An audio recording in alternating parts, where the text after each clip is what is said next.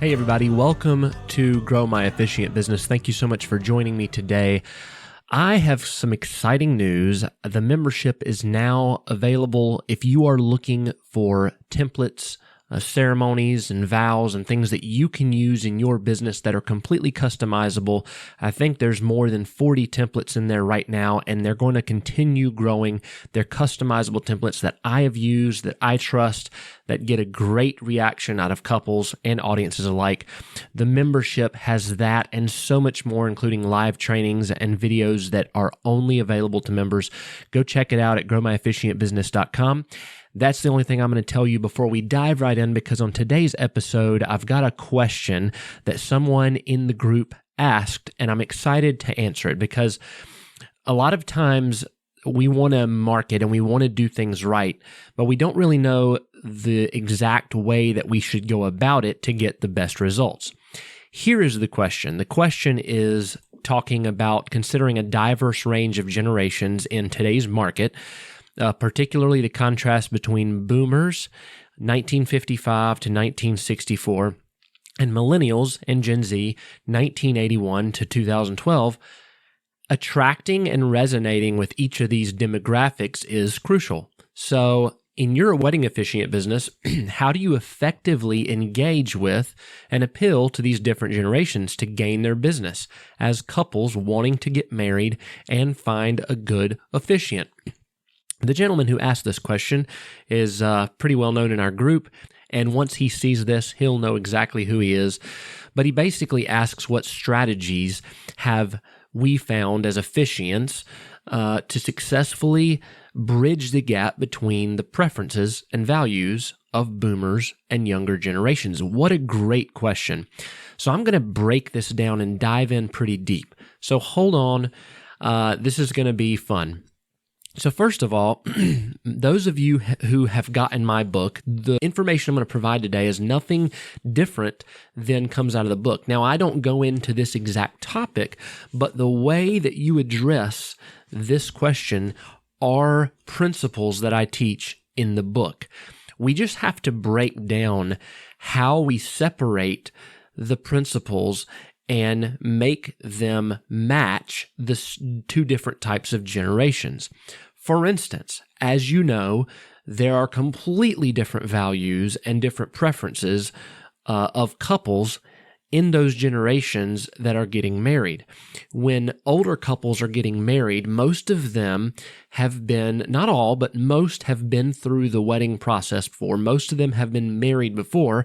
Maybe this is their second or third marriage, and they still, a lot of them, want to go with traditional values, more formal ceremonies. And even if it's informal, I've found, like an elopement, it's still more traditional, and they like the personal connection with you. They like that relationship. They like understanding who you are and knowing who you are and knowing that you can tell their story. Even if it's just the two of them, they want it to be meaningful and traditional.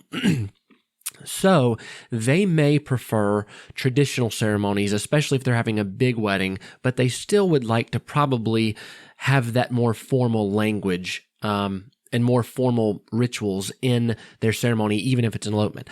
On the other hand, millennials and Gen Z, as you know, they like the authenticity, the individuality, the personalization. They like to experience fun and new things. I'm not saying they're party animals. I'm saying they like to have new experiences.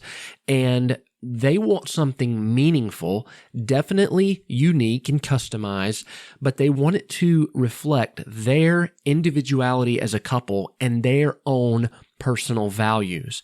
So first thing we have to do is match up what things can I market together? What things overlap? So for both of those, I said values, and I also said their individual stories.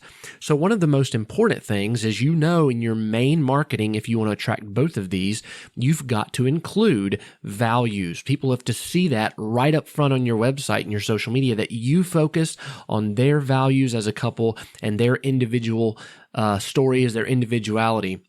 And that will start attracting both those. Now, that is not enough to fully pull Gen Z Gen Zs or millennials in, and that's not enough to fully pull boomers in. So how do we fully engage and pull both of them in? First, you understand their values and their preferences. You find the overlap. Then you have to completely customize your marketing and your approach. For instance, boomers, you might want to emphasize the experience, the professionalism. They'll look at reviews and the respect that you have for traditionalism, the respect that you have for making their, even if it's a small elopement, extremely special, and making sure the vows are tight and maybe a little more traditional. You want to create like a timeless, meaningful ceremony, and you want to showcase that, and that is going to attract boomers. On the other hand, besides just honoring values and beliefs, because we know that that's kind of an overlap, for millennials, you want to focus on personalizing the ceremony. You want to focus on the ability to customize it, add in new rituals, be flexible, and showcase your ability, maybe even show a video, your ability to craft a ceremony that is customized, that reflects their personalities, their interests as a couple, and the dynamics in their relationship based off of their values. So how do we do that? How do we have a website or a social media presence and showcase both of these when a few things overlap, but not everything overlaps, and there's a lot of pieces that don't, that we need to kind of market to each? Well, you need to tailor your marketing message. And on your website, the way you do that, you would create a page that is searchable by Google, that's crawlable, as we call it in the web world. You want to make a page that is focused on Gen Zs and millennials. With all of those things, a video of you performing a ceremony that's customized with all of the things I just said for Gen Zs and millennials. And then you want to create another page that is searchable by Google, that's crawlable, that is focused on boomers, all of the traditional things, a ceremony, maybe even a big ceremony video where you're showcasing you with more traditional vows and keeping it kind of classic, the way the ceremony is run.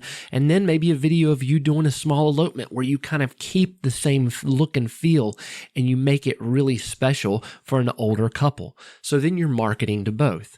Now, I'm not saying you have to do this. I'm not saying you have to do both. But if you want to specifically market to a target audience, just like I teach in the Wedding Pros Playbook, the marketing plan will all be the same. The difference is there's going to be 2 separate marketing plans, and you have to figure out how you're going to successfully carry out those marketing plans, because there's 2. Are you going to create 2 different websites? You could. I wouldn't suggest it. I would suggest making one website with all of the things that overlap in your marketing, and then having one page for traditional. Maybe that's even a thing in your menu on your website. It says wedding types and one says traditional. They click on traditional.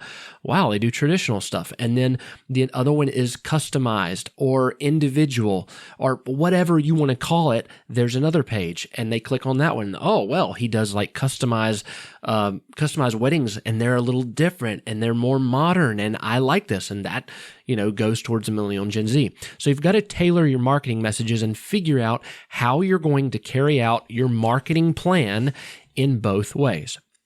So your marketing message is going to be using language. You're going to have to figure out what language you're using, the imagery that you're using. That's what you're going to put on that web page to resonate with each different and separate generation. So for boomers, you want to convey respect, reliability, sincerity, and traditionalism.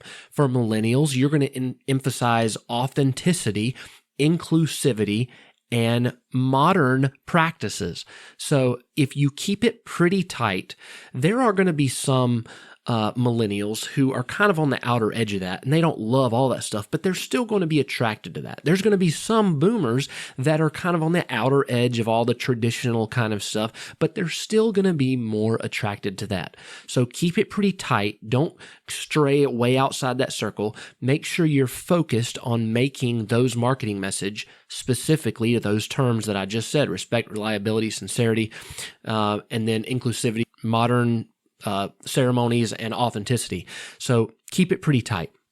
Next, you're going to have flexibility. You're going to have to offer flexible services. So you're going to need to provide a range of ceremony options and not cloud it on your website or in your marketing, not make people completely confused. So you're going to have to keep them separated, but make sure that they understand in this segment, they can have full customization. They can have anything they need to accommodate their varying preferences.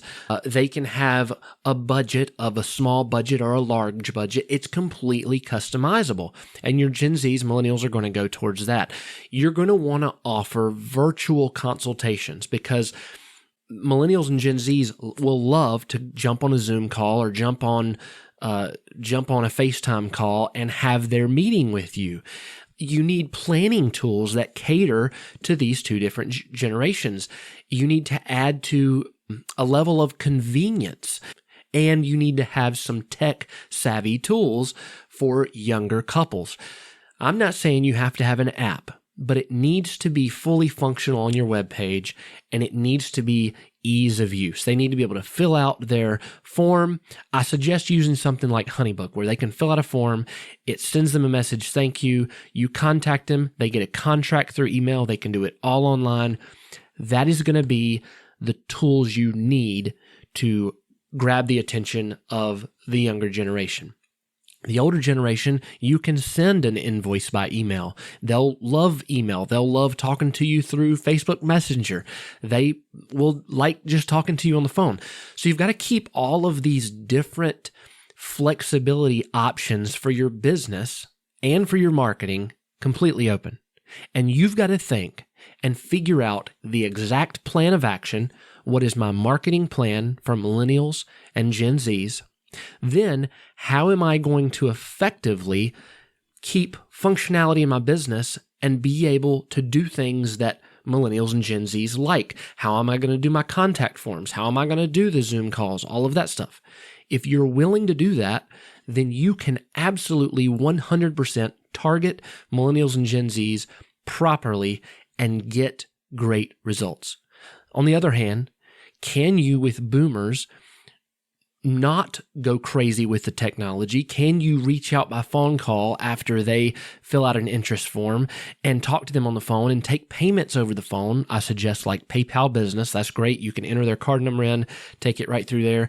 Use some of the older tools. If you're willing to do both, then absolutely yes, you can reach millennials, Gen Z, boomers, all the generations.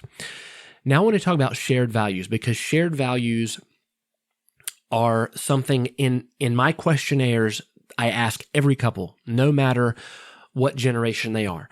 And you're going to get a lot when you send a questionnaire out and you ask what the couple's shared values are.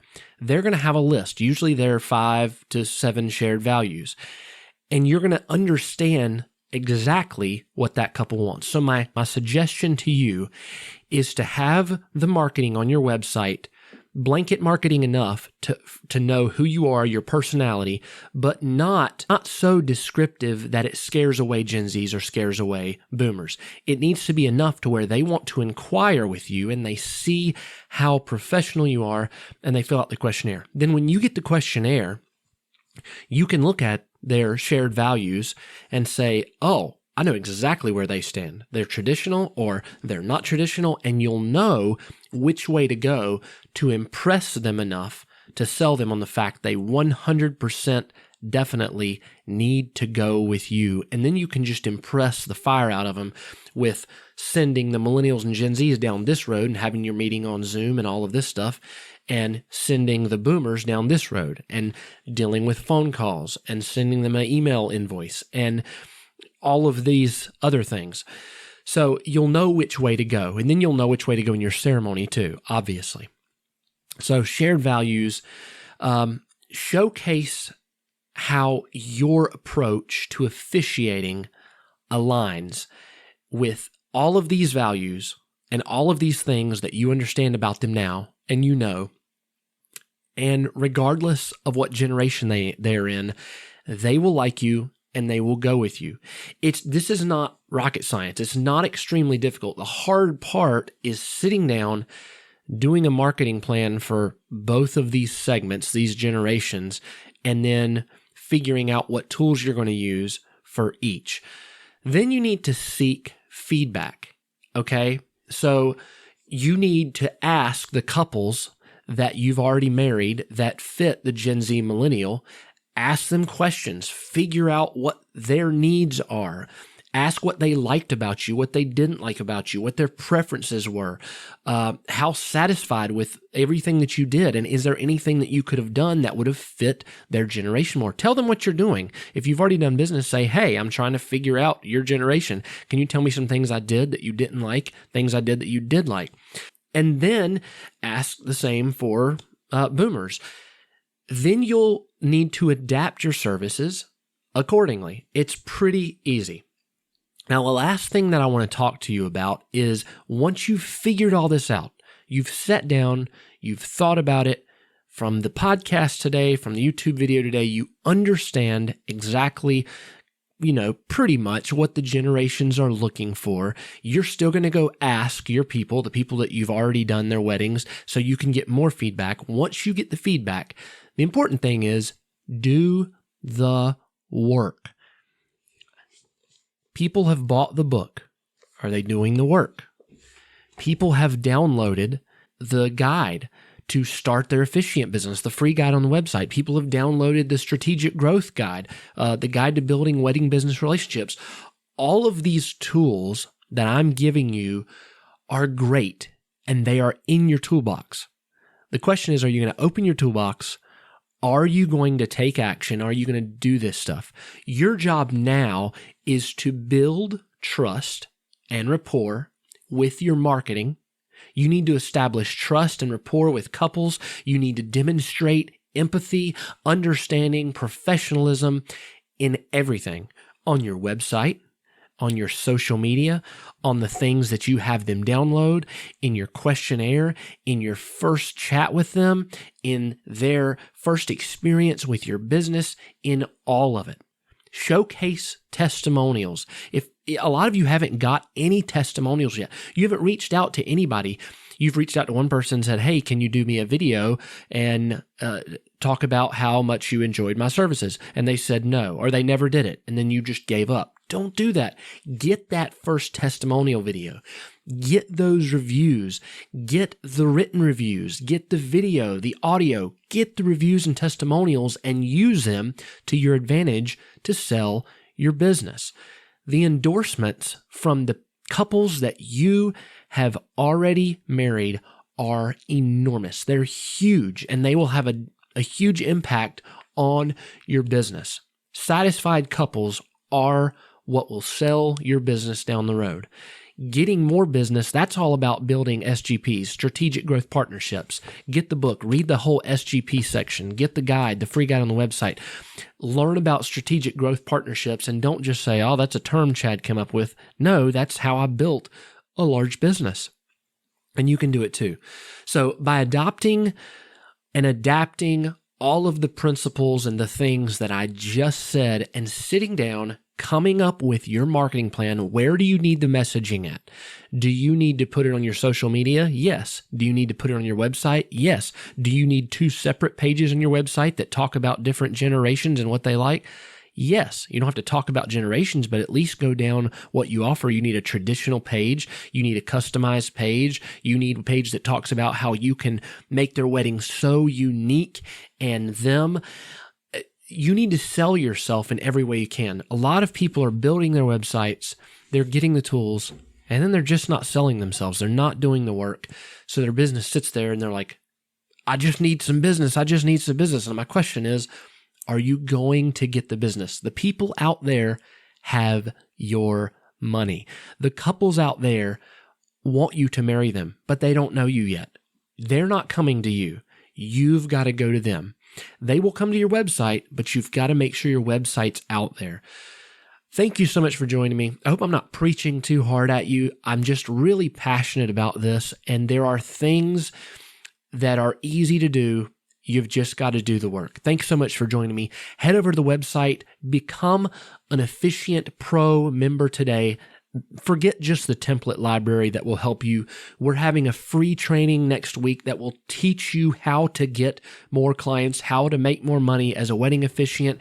There are so many benefits. All you have to do is go to the website right now. The book is on sale, growmyofficiantbusiness.com. I will see you again soon.